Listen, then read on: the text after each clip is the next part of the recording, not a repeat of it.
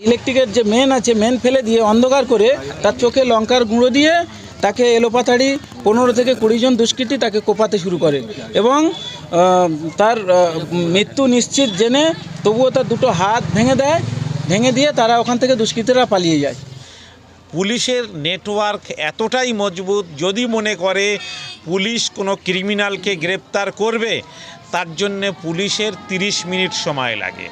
পশ্চিমবঙ্গ পুলিশের নেটওয়ার্ক এতটাই মজবুত আছে, তাদের গোয়েন্দা সংস্থা এতটাই মজবুত আছে, কিন্তু পুলিশ সেখানে রাজনৈতিক দলের কিংবা শাসক গোষ্ঠীর কোনো এর কারণে তারা দেখা যাচ্ছে যে তারা কোনোভাবে শেল্টার দেওয়ার কারণে তাদের উপেক্ষা করে বিগত দিনে যেমন এই পরিবারটাকে ন্যায় বিচার দিতে পারেনি, আজকেও কিন্তু তারা অপরাধী সবাইকে গ্রেপ্তার করতে পারছে না। ঘটনাটা কতদিন আগে থেকে চালু হয়েছিল? ঘটনাটা কন্টিনিউয়াসলি 3 মাস ধরে লাগাতার চলছে। 12ই মে থেকে এই ঘটনার সূত্রপাত।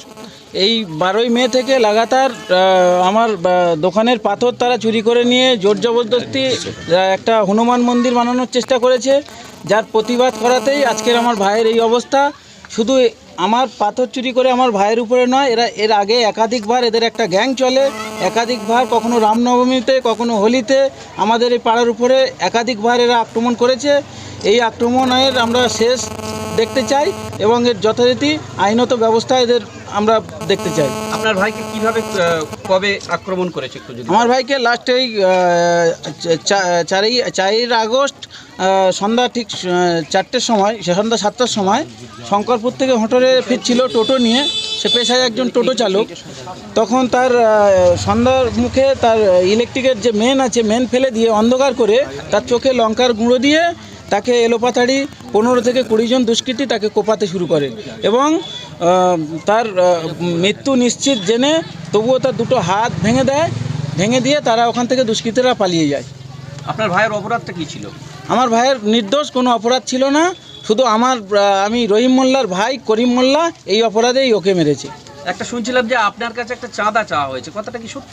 না, এটা সত্য নয়। চাঁদা চাইনি, আমার জোর করে আমার পাথর তুলে নিয়ে ওরা মন্দিরে ঢালাই করেছে। কোনো চাঁদা চাওয়ার প্রশ্ন এখানে নেই। আচ্ছা, আপনার ভাই এখন কোথায় আছে? আমার ভাই এখন ডায়মন্ড হারবার মেডিকেল কলেজ হসপিটালেই ভর্তি আছে। এখন অবস্থা কেমন? এখন অবস্থা খুব কঠিন পরিস্থিতির মধ্যে আছে। এখন একটু স্টেবল কন্ডিশন আছে, মানে এখন ডেঞ্জারেই আছে, কিন্তু কি হবে বলা যাচ্ছে না। তাহলে আপনারা কি চাইছেন? আমরা আমাদের সেফটি চাইছি এবং দোষীরা যাতে দৃষ্টান্তমূলক শাস্তি পায় এবং সেটা আমাদের